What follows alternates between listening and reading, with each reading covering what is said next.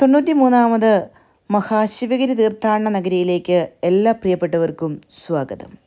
ഭഗവാന്റെ അഷ്ടലക്ഷ്യങ്ങളെ മുൻനിർത്തിക്കൊണ്ടുള്ള തീർത്ഥാടനമാണ് ശിവഗിരി തീർത്ഥാടനം. വിദ്യാഭ്യാസം, ശുചിത്വം, ഈശ്വരഭക്തി, സംഘടന, കൃഷി, കച്ചവടം, കൈത്തൊഴിൽ, ശാസ്ത്ര സാങ്കേതിക പരിജ്ഞാനം, മനുഷ്യജീവിതത്തിൻ്റെ സർവോത്മുഖമായ ഉന്നതിക്ക് ആവശ്യമായ ഘടകങ്ങളടങ്ങുന്ന മഹാതീർത്ഥാടനം. 1928 ജനുവരി മാസം 16-ാം തീയതി കോട്ടയം നാഗമ്പടത്ത് വെച്ചാണ് ശിവഗിരി തീർത്ഥാടനത്തിനുള്ള അനുമതി ഭഗവാൻ നൽകുന്നത്. എന്നാൽ ഭഗവാൻ മഹാസമാധിയെ പ്രാപിച്ച് 4 വർഷങ്ങൾക്ക് ശേഷമാണ് ശിവഗിരി തീർത്ഥാടനത്തിനുള്ള ആ ഭാഗ്യം നമുക്ക് ഉണ്ടാവുന്നത്. 1932 ഡിസംബർ മാസം 28-ാം തീയതി ആദ്യ തീർത്ഥാടക സംഘം ശിവഗിരിയിൽ എത്തിച്ചേർന്നു. പത്തനംതിട്ട ജില്ലയിലെ ഇലവൻതിട്ട 76-ാം നമ്പർ ശാഖായോഗത്തിൽ നിന്ന് 5 അംഗങ്ങളടങ്ങുന്ന ഒരു സംഘമാണ് ശിവഗിരിയിൽ ആദ്യം എത്തിച്ചേർന്നത്. 1933 ജനുവരി മാസം 1-ാം തീയതി കോട്ടയം നാഗമ്പടത്ത് നിന്ന് 4 തീർത്ഥാടകരും ഇവിടെ എത്തിച്ചേർന്നു. അങ്ങനെ 9 പേരാണ് ശിവഗിരിയിലെ ആദ്യത്തെ തീർത്ഥാടകർ. ഇന്ന് ജനലക്ഷങ്ങൾ എത്തിച്ചേരുന്ന മഹാതീർത്ഥാടന നഗരിയാണ് ശിവഗിരി എന്ന് നമുക്ക് കണ്ട് മനസ്സിലാക്കാൻ സാധിക്കും, അറിഞ്ഞ് മനസ്സിലാക്കാൻ സാധിക്കും. ചെരുപ്പൊക്കെ അഴിച്ചു വെച്ച് ഭഗവാന്റെ മണ്ണിൽ ഭഗവാനെ അറിഞ്ഞുകൊണ്ടുള്ള യാത്രയാണ് ഇവിടെ ഓരോരുത്തരും ആരംഭിക്കുന്നത്. ഭൂമിയിലൊരു സ്വർഗമുണ്ടെങ്കിൽ അത് ശിവഗിരിയാണെന്ന് നമ്മെക്കൊണ്ട് പറയിക്കുന്ന ഒരു പുണ്യ സ്ഥലം. ഭഗവാന്റെ മഹാസമാധിസ്ഥാൻ സ്ഥിതി ചെയ്യുന്ന പുണ്യഭൂമി വർക്കലക്കുന്ന്. ഓരോരുത്തരും ഇവിടെ എത്തിച്ചേരുന്നത് സർവ്വ മതങ്ങൾക്കും അധിഷ്ഠിതമായ രീതിയിലുള്ള പ്രഭാഷണങ്ങൾ കേൾക്കാനും പഠിക്കാനും ജീവിതത്തിൽ പകർത്താനുമാണ്. നമ്മളീ കാണുന്നതാണ് ഇവിടുത്തെ പ്രധാന ഓഡിറ്റോറിയം. ഇവിടെ പ്രഭാഷണങ്ങൾ നടക്കുന്ന സ്ഥലം. സച്ചിദാനന്ദ സ്വാമികൾ സ്റ്റേജിലുണ്ട്. സ്വാമികൾ സ്റ്റേജിൽ നിന്ന് ഇറങ്ങി വരികയാണ്. സ്വാമികളുടെ അനുഗ്രഹത്തോടു കൂടി വേണം നമുക്ക് ഇന്നത്തെ ഓരോ കാര്യങ്ങൾക്കും തുടക്കം കുറിക്കുന്നത്. സ്വാമി തൃപാദങ്ങളുടെ ശിഷ്യഗണങ്ങളിൽ നിന്നുള്ള അനുഗ്രഹം മേടിക്കുക എന്നുള്ളത്, വാങ്ങുക എന്നുള്ളത് ജീവിതത്തിലെ പുണ്യമാണ്. നമ്മളിപ്പോൾ കാണുന്നത് ശാരദാമഠമാണ്. 1912 മെയ് മാസം 1-ാം തീയതി പുലരും മുമ്പ് ശാരദാമഠത്തിൽ ശ്രീ ശാരദാദേവിയെ ഗുരുദേവൻ പ്രതിഷ്ഠിച്ചു. SNDP യോഗത്തിൻ്റെ 9ാമത് വാർഷികത്തോട് അനുബന്ധിച്ചാണ് ശ്രീ ശാരദാ പ്രതിഷ്ഠ നടന്നത്. പ്രതിഷ്ഠാകർമ്മങ്ങൾക്കായിട്ട് നിയോഗിച്ച കമ്മിറ്റിയുടെ പ്രസിഡന്റ് ഡോക്ടർ പൽപ്പുവും സെക്രട്ടറി കുമാരനാശാനുമായിരുന്നു. അഷ്ടകോണാകൃതിയിലാണ് ശാരദാമഠത്തിൻ്റെ നിർമ്മിതി. ശ്രീകോവിലിനുള്ളിൽ വിടർന്ന താമരയിലിരിക്കുന്ന ശാരദാദേവിക്ക് 4 ഭുജങ്ങളുണ്ട്. ഗ്രന്ഥം, കലശം, പക്ഷി, ചിന്മുദ്ര. ഗ്രന്ഥം വിദ്യയുടെ ഇരിപ്പിടമാണ്. കലശം സർവ്വ ഐശ്വര്യത്തിൻ്റെയും സമൃദ്ധിയുടെയും ഇരിപ്പിടമാണ്. പക്ഷി സർവ്വ അഭീഷ്ടങ്ങളുടെയും പരിവർത്തനങ്ങളുടെയും പ്രതീകമാണ്. ചിന്മുദ്ര മോക്ഷത്തിലേക്കുള്ള മാർഗം. സർവ്വ അഭീഷ്ടങ്ങളുടെയും സർവ്വ ഐശ്വര്യത്തിൻ്റെയും സർവ്വ വിദ്യയുടെയും മുക്തിയുടെയും സ്വരൂപിണിയാണ് ശ്രീ ശാരദാദേവി. സാധാരണ ക്ഷേത്രങ്ങളിൽ കാണുന്നത് പോലെ നിവേദ്യങ്ങളോ എഴുന്നള്ളത്തോ ഉത്സവങ്ങളോ ഇല്ല. ഏത് സമയത്തും ഭക്തർക്ക് ഏകാഗ്രമായിരുന്ന് പ്രാർത്ഥനകളും സ്തോത്രങ്ങളും ആലപിക്കാം, ധ്യാനിക്കാം. ശാരദാ ദേവിയുടെ മുന്നിൽ നമ്മൾ ചേട്ടായി സ്വാമികളെ കാണുകയാണ്. സ്വാമികൾ നമുക്ക് ശാരദാ പ്രതിഷ്ഠയെക്കുറിച്ചുള്ള വിവരണങ്ങൾ തന്നുകൊണ്ടിരിക്കുകയാണ്. ശാരദാമഠത്തിലെ പ്രാർത്ഥനകൾക്ക് ശേഷം ജന്യ നവരത്ന മഞ്ജരി എന്ന മഹാകൃതിയുടെ ആലാപനത്തിന് ശേഷം നമ്മൾ മുന്നോട്ട് പോവുകയാണ്.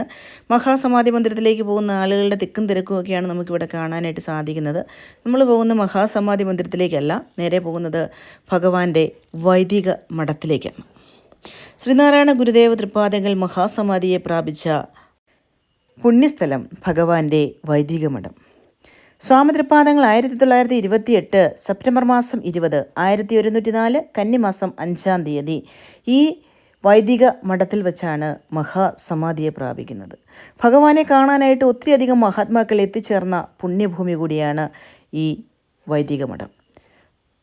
ടാഗോറും മഹാത്മാഗാന്ധിയും ഡോക്ടർ സാമർവെല്ലുമൊക്കെ ഗുരുവിനെ കാണാൻ എത്തിച്ചേർന്ന പുണ്യസ്ഥലം. ഇവിടെ ഒത്തിരിയധികം ആളുകൾ ഇരുന്നു കൊണ്ട് ദൈവദശകം എന്ന മഹാകൃതി ആലപിക്കുന്നുണ്ട്. ഇവിടെ വരുന്ന എല്ലാ ഭക്തന്മാരും ദൈവദശകമാണ് ആലപിക്കേണ്ടത്, പ്രാർത്ഥിക്കേണ്ടത്. വളരെ വൃത്തിയുള്ള ചുറ്റുപാടാണ് നമുക്കിവിടെ കാണാനായിട്ട് സാധിക്കുന്നത്. ഇവിടെ ഒത്തിരി അധികം ആളുകളുണ്ട്, കുറേയധികം ആളുകൾ അപ്പുറേക്ക് ഇരുന്ന് പ്രാർത്ഥിക്കുന്നുണ്ട്. ചില ആളുകൾ കിടന്നുറങ്ങുന്നത് വരെ നമുക്ക് കാണാൻ സാധിക്കും. ഭഗവാൻ വിശ്രമിച്ച ഭഗവാന്റെ പുണ്യഭൂമിയിൽ വിശ്രമിക്കാനിരിക്കുന്നത് തന്നെ ഭാഗ്യമാണ്. ഇവിടെ ഇരിക്കുന്ന ആളുകൾ, ഈ ചേട്ടന്മാരൊക്കെ ദൈവദശകമാണ് ആലപിക്കുന്നത്. നമുക്ക് ഒത്തിരിയധികം കഥകൾ പറഞ്ഞു തരുന്ന പുണ്യഭൂമി കൂടിയാണ് ഈ വൈദിക മഠം. ഇവിടെ ഭഗവാന്റെ മെതിയടിയും കിടക്കയും കസേരയൊക്കെ നമുക്ക് കാണാനായിട്ട് സാധിക്കും. അപ്പോൾ നമ്മളത് നേരിൽ കാണേണ്ടതാണ്. നമ്മൾ തൊട്ടടുത്തായിട്ട് ഭഗവാന്റെ ദിവ്യവസ്തുക്കൾ, ഭഗവാൻ ഉപയോഗിച്ച, ഒരു നൂറ്റാണ്ട് മുമ്പ് ഉപയോഗിച്ച ദിവ്യവസ്തുക്കളുടെ ശേഖരമുള്ള ഒരു മന്ദിരം നമുക്ക് കാണാനായിട്ട് സാധിക്കും. അപ്പോൾ നമ്മൾ ആദ്യം കയറി ചെല്ലുമ്പോൾ തന്നെ ഒരു റിക്ഷയാണ്, ഭഗവാൻ സഞ്ചരിച്ച ഒരു റിക്ഷയാണ് നമുക്ക് കാണാൻ സാധിക്കുന്നത്. ഭഗവാന്റെ പ്രിയഭക്തനായ, ഭഗവാന്റെ വലിയ ഭക്തനായ അയ്യൻ കേശവൻ എന്ന ഒരു വലിയ മനുഷ്യൻ, ഒരു വലിയ മുതലാളി ഭഗവാന് കാണിക്ക വച്ച റിക്ഷയാണ്. ജപ്പാൻ നിർമ്മിതമായ ഈ റിക്ഷ ജപ്പാനിൽ നിന്നാണ് കൊണ്ടുവന്നത്. അന്ന് ജപ്പാനിൽ 750 രൂപയാണ് ഈ റിക്ഷയ്ക്ക് മുടക്കായത്. 35 രൂപയാണ് കപ്പൽ ചാർജ് മുടക്കിയത്.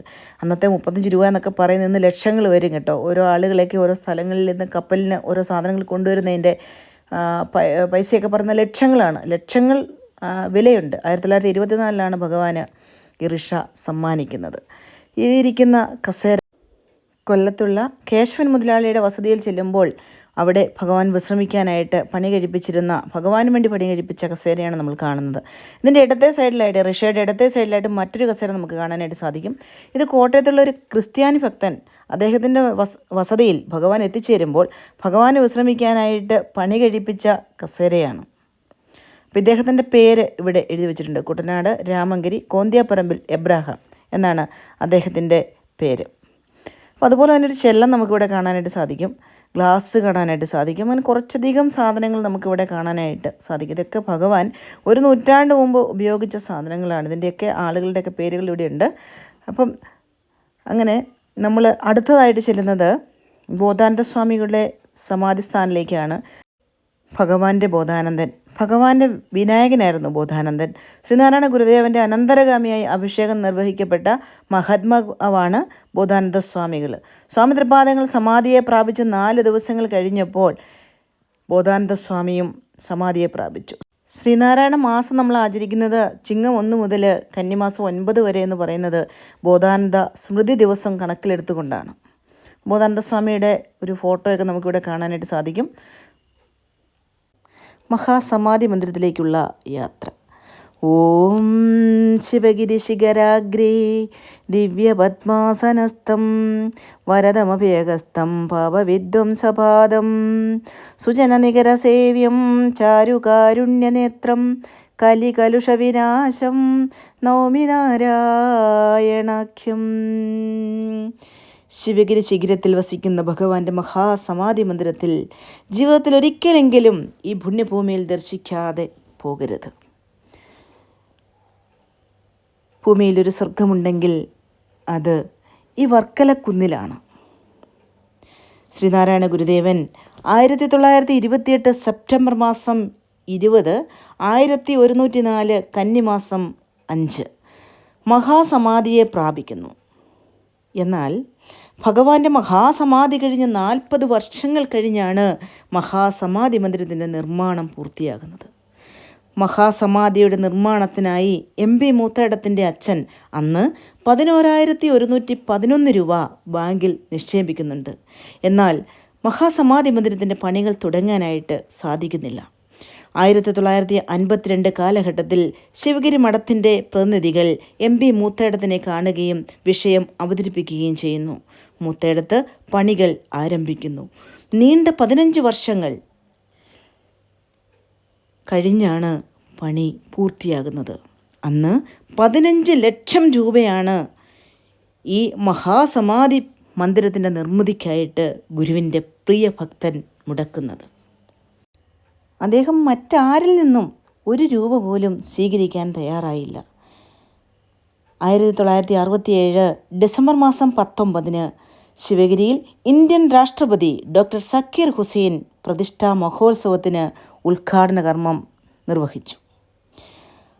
1968 ജനുവരി മാസം 1-ാം തീയതി ബ്രഹ്മമുഹൂർത്തത്തിൽ വെളുപ്പിന് 4 മണിക്ക് അന്നത്തെ മഠാധിപതി ബ്രഹ്മശ്രീ ശങ്കരാനന്ദ സ്വാമികൾ മഹാസമാധി മന്ദിരത്തിൽ ഗുരുദേവൻ്റെ പ്രതിമ പ്രതിഷ്ഠിച്ചു.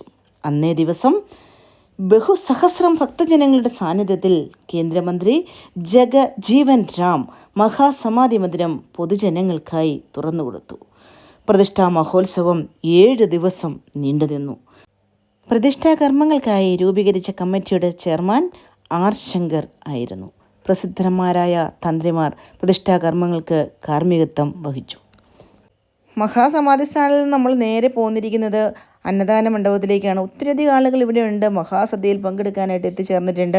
ഇപ്പോൾ ശിവഗിരിയിൽ എത്തിച്ചേരുന്ന എല്ലാ ഭക്തജനങ്ങളും ഈ മഹാസമാധി മന്ദിരത്തിൽ എത്തിച്ചേരുന്ന, ഈ ശിവഗിരിയുടെ ഭൂമിയിൽ എത്തിച്ചേരുന്ന എല്ലാവരും ഈ മഹാസദ്യയിൽ പങ്കെടുക്കേണ്ടതാണ്. ഭഗവാന്റെ കൽപ്പനയനുസരിച്ച് പങ്കെടുക്കുന്ന ഒരു മഹാസദ്യയാണിത്.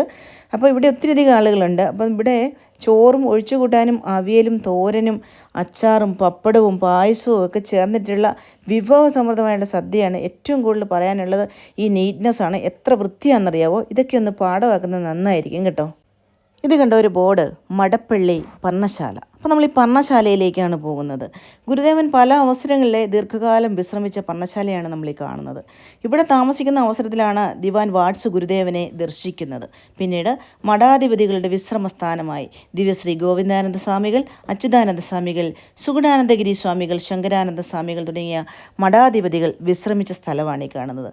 ഗുരുദേവൻ രചിച്ച ഹോമമന്ത്രം ഉപയോഗിച്ച് 1925 മുതൽ ഒരു ദിവസം പോലും മുടങ്ങാതെ രാവിലെ 4:30 ഇവിടെ ശാന്തി ഹോമം നടന്നു വരുന്നു. ശിവഗിരിയുടെ ഒരു പ്രഭാതം ആരംഭിക്കുന്നത് ഈ ശാന്തി ഹോമത്തോടു കൂടിയാണ്. ശിഷ്യർക്ക് മന്ത്രോപദേശം നൽകുക, ബ്രഹ്മചര്യ ദീക്ഷകൾ നൽകുക, സന്യാസ ദീക്ഷ തുടങ്ങിയ ശിവഗിരിയിലെ സുപ്രധാന ചടങ്ങുകൾ നടക്കുന്നത് ഇവിടെ വച്ചാണ്. മഹാഗുരുപൂജയുടെ ഭാഗമായുള്ള വൈദിക ഹോമങ്ങൾ നടക്കുന്നത് ഇവിടെ വെച്ചാണ്. പർണശാലയിൽ വെച്ച് എല്ലാ ദിവസവും വൈകുന്നേരം 7 മണിക്ക് നിത്യപ്രാർത്ഥന നടന്നു വരുന്നുണ്ട്. ഗുരുദേവൻ സശരീരനായിരുന്ന കാലത്തോട്ട് അനുഷ്ഠിച്ചു പോരുന്ന ഈ ശൈലി ഇന്നും ഇവിടെ ഇതുപോലെ തന്നെ തുടരുകയാണ്.